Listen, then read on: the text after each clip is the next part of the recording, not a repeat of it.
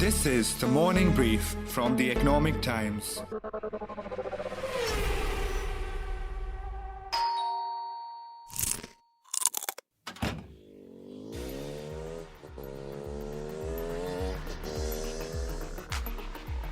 The bike halts.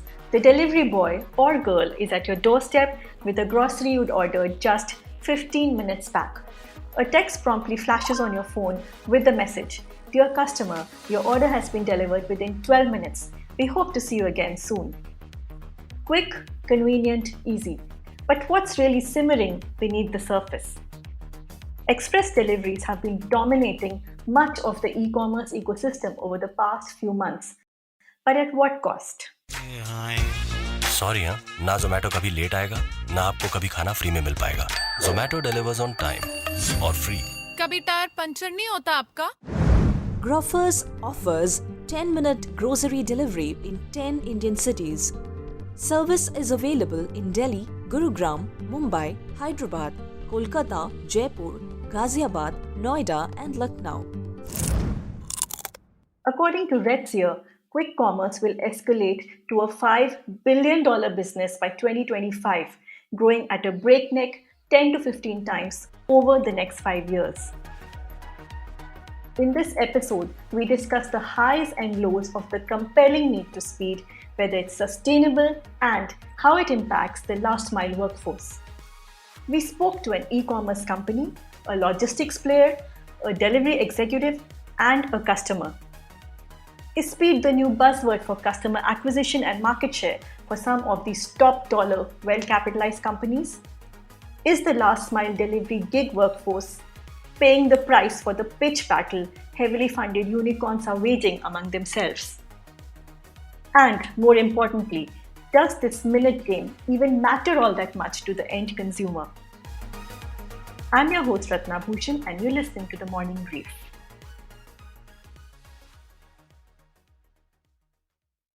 See, when it comes to food, speed is not just a USP but table stakes.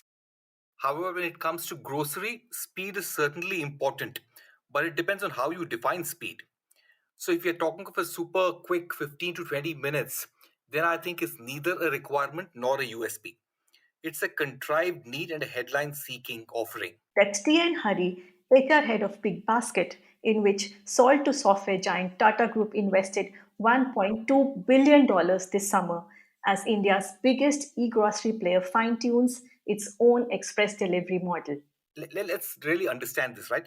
Grocery is the mother of all categories. It's much, much, much bigger than all the other categories put together. So every significant player in e-commerce would want to play in the grocery space. Now let's assume you have a late entrant into this space. How will they compete with well-entrenched players who built amazing, powerful supply chains?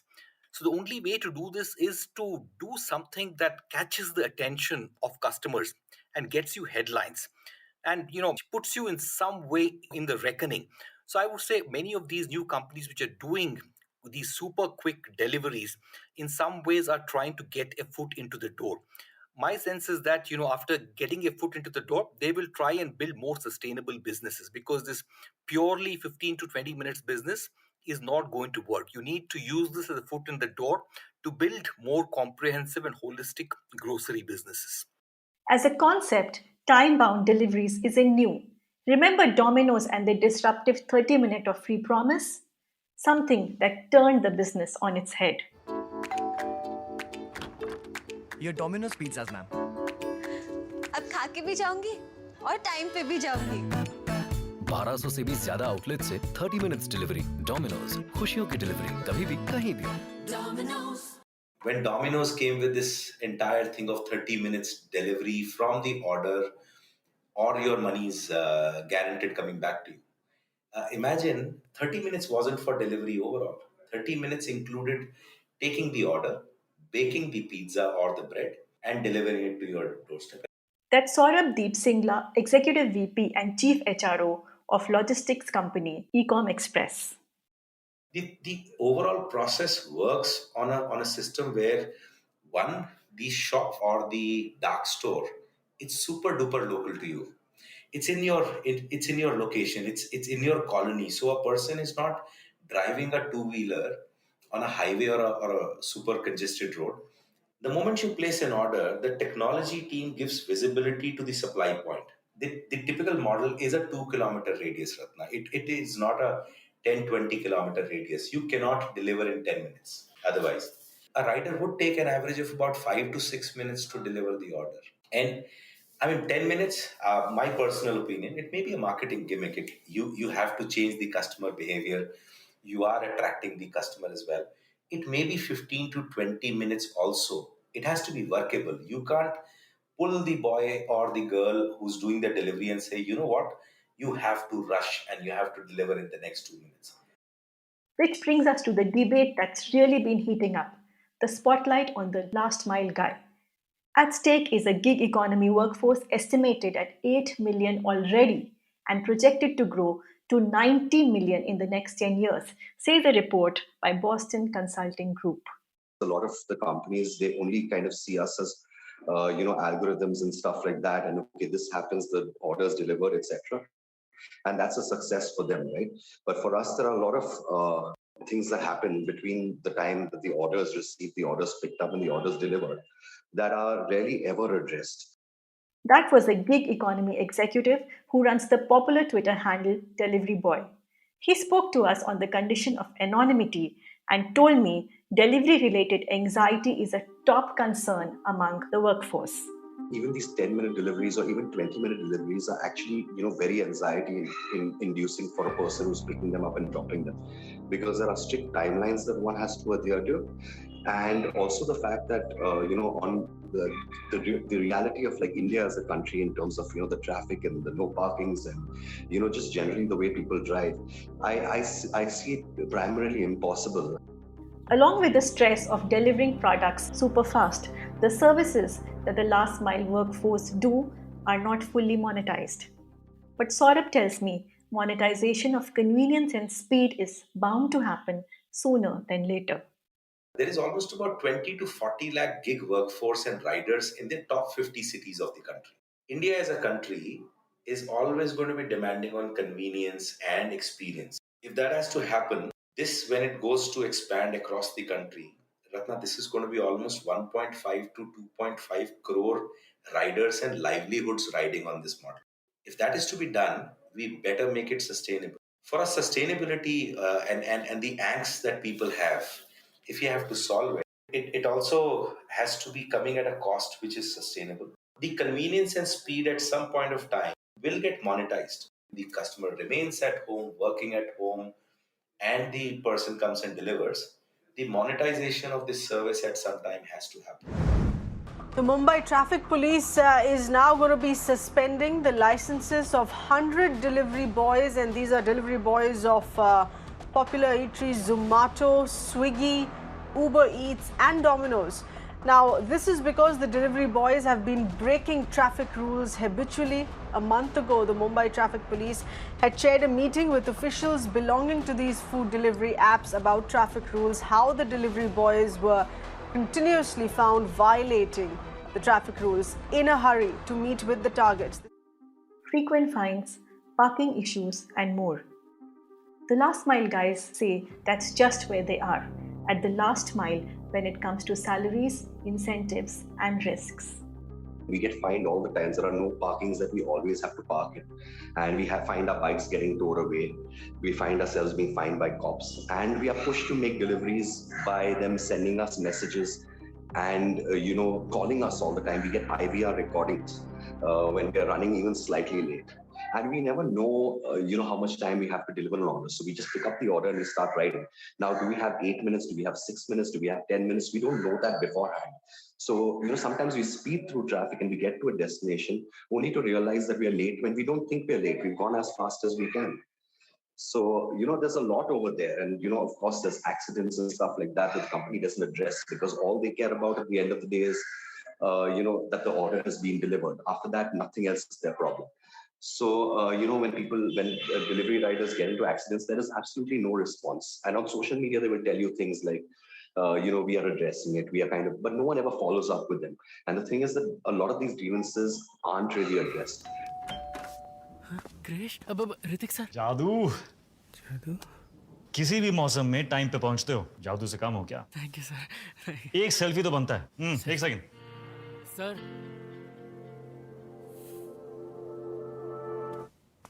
जादू. अब यहाँ selfie के लिए रुकता तो next order late हो जाता. वो क्या है ना, ऋतिक रोशन हो या आप, अपने लिए हर कस्टमर है star.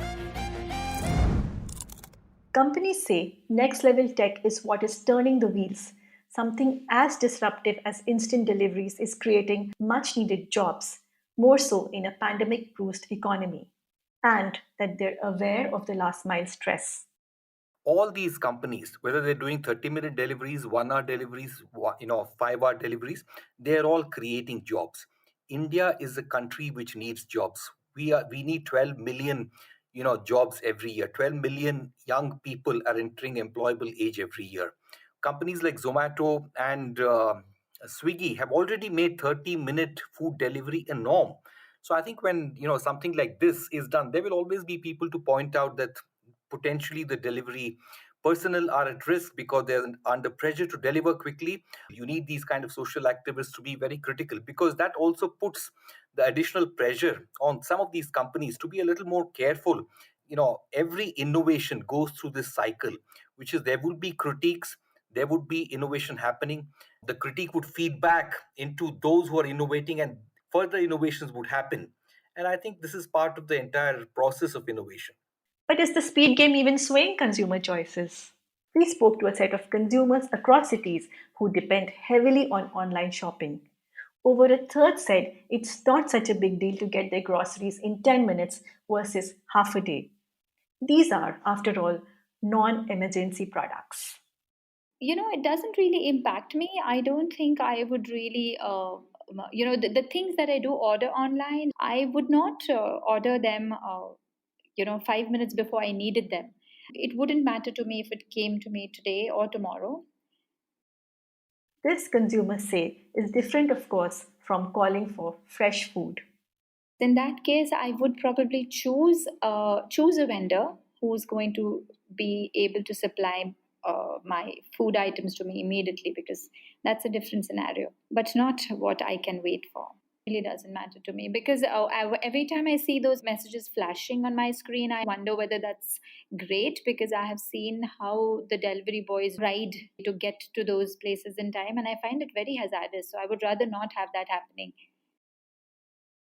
My opinion on fast deliveries is that for essential services like medicine and healthcare, I think there needs to be speed deliveries.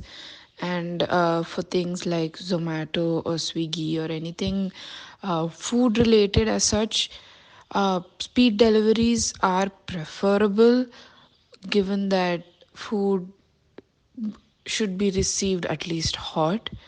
But the current deliveries I don't think are speed deliveries, so that's also fine if it doesn't exist there. And certain things like Nykaa or Amazon, where you don't have the easily perishable goods, it can be delivered on a normal delivery basis. Not everything has to have a speed delivery. Whether it's Zomato, Swiggy, Grofers, or Dunzo, they're all pushing the envelope for consumer outreach. But do ads like these sugarcoat some core issues?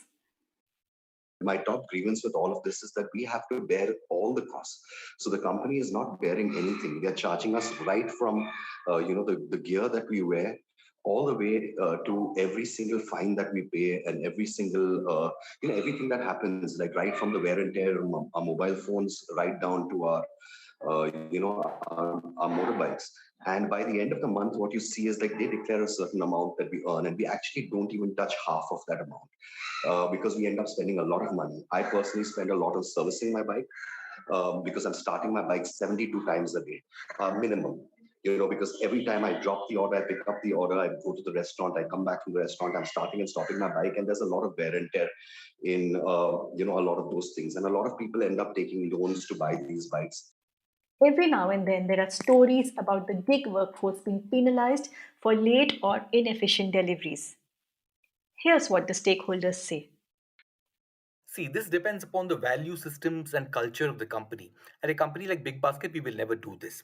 And I'm sure there are many other companies who are sensible and will not do this. So I think it is very cheap behavior. In the long term, this never gets you results. You have to be fair to your people. So if there is a delivery person who's unable to deliver, an order on time, and obviously in most cases there would be some reasons, it's completely unfair to take away the incentive from the delivery person. So I think smart companies, value based companies will never do something like this. But the fleet on the street says penalizing is frequent and obviously distressing. We do get penalized. And there are two ways in which we get penalized. One is that we are kind of like demoted in terms of our rankings. So we don't get enough orders, and not enough orders are assigned to us because we haven't performed well according to the company. And second is cash penalization. So for example, if the order is severely delivered or does not reach in the condition that it should have reached in, that's another way they deduct cash. So, in some way or the other, people are penalized almost every day, and we never know, why we are being penalized half of the time, because we've ridden fast enough, we follow the maps. But for some reason, the order was not delivered on time. And a lot of times, we might reach a certain destination and the customer does not pick up the phone. The help chat bot or whatever isn't responding to us. And we're just stuck in the middle of nowhere with the order in our hands. And then the algorithm marks it as late. And we have no one to reach out to, and we just have to bear 600-700 rupees, sometimes 800 rupees worth of a fine. The need for urgent resolutions has never been more crucial. The workforce says it's the glaring absence of laws on gig jobs that companies are using to their benefit, and that some forums are even contemplating legal action to protect themselves. We don't fall under the any labor laws, because we are independent partners or independent contractors, and that's how they have skirted labor laws. So they don't have to give us anything, no social security, no sick leave. They can work us for 14 hours a day, because at the end of the day, it looks like it's our decision, that we have taken the decision to work. So what we really need is a set of laws, to do with how much time we are allotted, how much time they can work us. We need to have enough reasonable time and a reasonable buffer to deliver these orders. So they cannot cut that buffer by now reducing it to 10 minutes, now reducing it. And yes, they will say at the end of the day that we have so many dark stores, we can easily deliver something a kilometer away. But then when you live in a city like Mumbai, for example, getting from Lucky Restaurant all the way till, Linking Road is not even a kilometer. But that's going to take you anywhere more than 15 or 20 minutes.